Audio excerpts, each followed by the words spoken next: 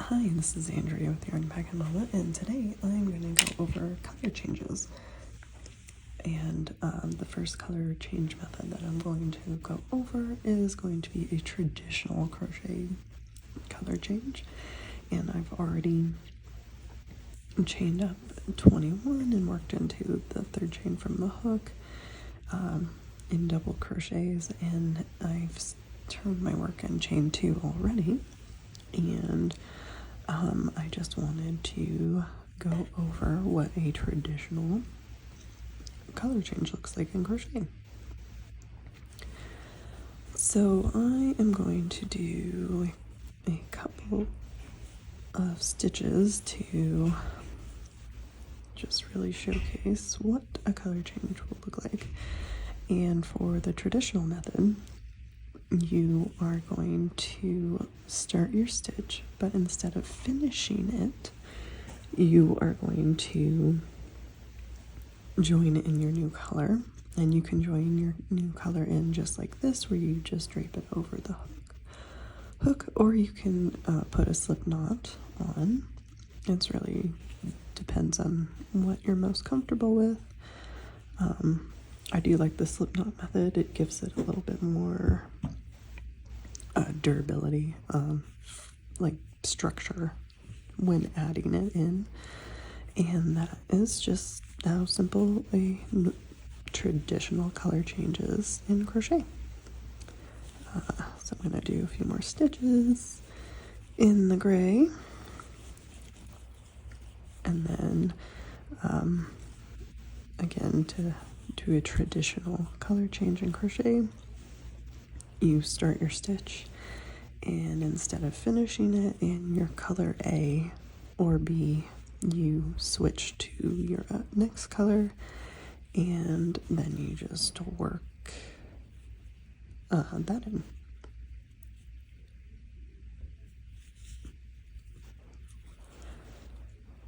And I'm going to continue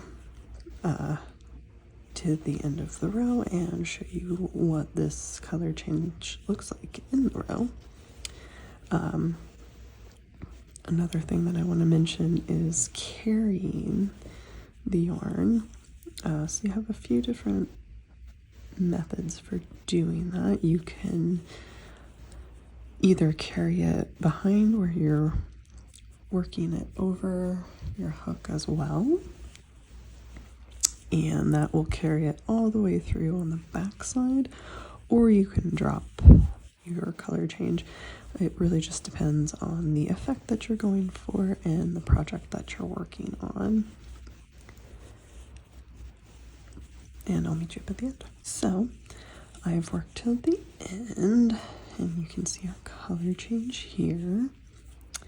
And on the back, I had carried my yarn over, which made it really easy to pick the yellow back up at the end for that. And that is how you do a traditional color change in crochet. Now let's go over. So I've worked another row to end up on the right side of the work, and this is what the color change will look like, and you can see the difference there. So now I wanted to introduce the second method of color change that I've learned. And in this method, you introduce a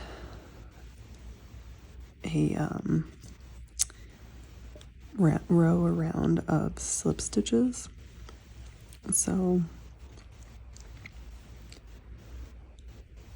for this one, I'm actually going to join in on my chain, well, not my chain, but my loop here, and this method is good for amigurumi. So I'm just going to go ahead and slip stitch in the front loops only across this whole row, and this row will not count towards your row count. and or round count if you're working in the round, and it creates a nice defined line. So I'll meet you up at the end. Okay, I've created my row of slip stitches, and this is the reason that you want to work in the front loop only, because it will create a ridge if you don't. If you work in both loops, it'll pull both loops up on the back side of your work. So now that I've done that, I'm just going to work another row in double crochets like I was doing before. And you're just going to work through both loops of your slip stitch to create a nice clean line between the colors. And that's really as simple as that goes. So I'll meet you up at the end to show you what the finished look of this color changes. Okay, so I've made it to the end. And this is what the color change looks like now that I've introduced that row of slip stitches, which again will not count towards a row or round count if that's what you are working in.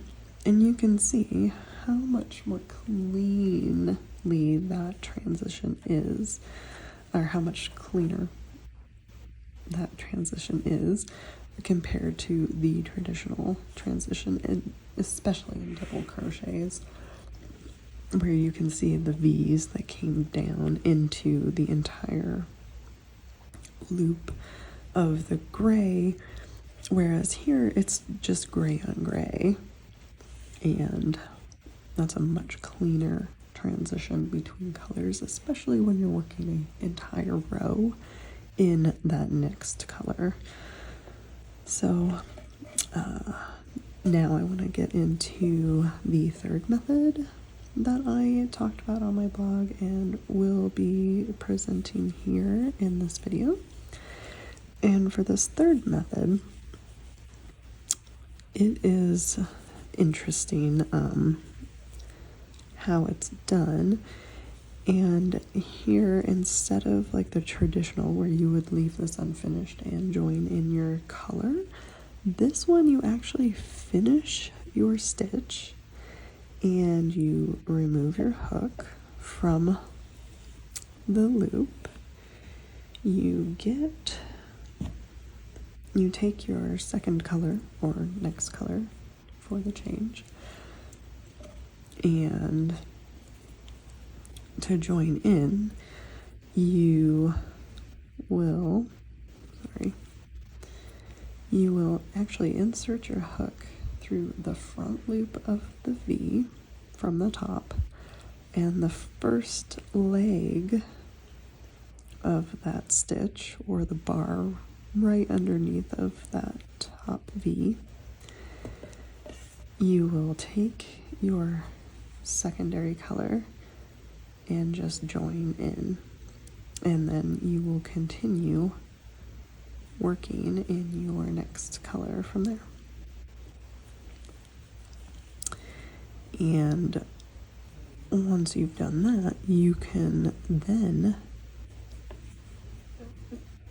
pull the loop out from your work, and that is that second method, or third method, excuse me, the third method. And now you can just continue working on in your next color until you have reached the end or want to color change again. And let's just go over that one more time. So you finish your stitch, you pull up the loop, and then you take your hook, you insert it into the front loop of the V, and then you insert it into that first leg or bar of the stitch. Take your new color, join it in, and then just work into the next stitch as normal.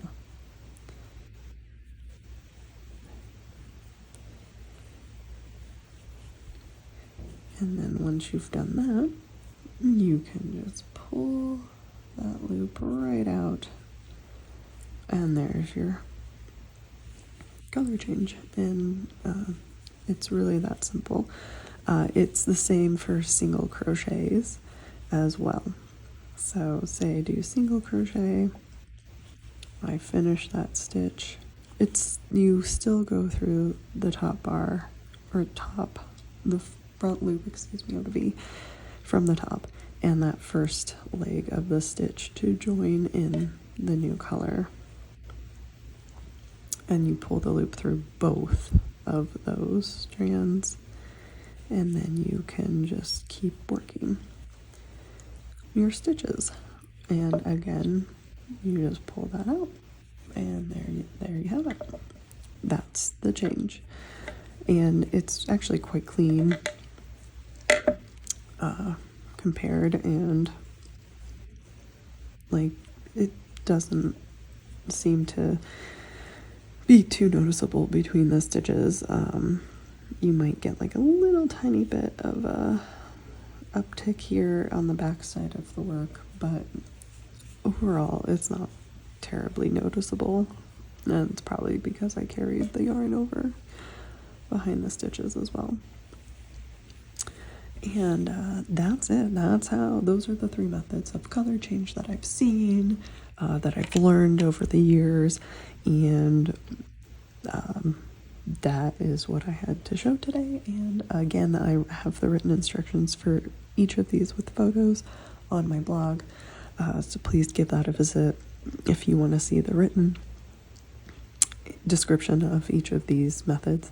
And I hope that was helpful, and thank you so very much for joining me today, and I hope you stay tuned for more. Thank you.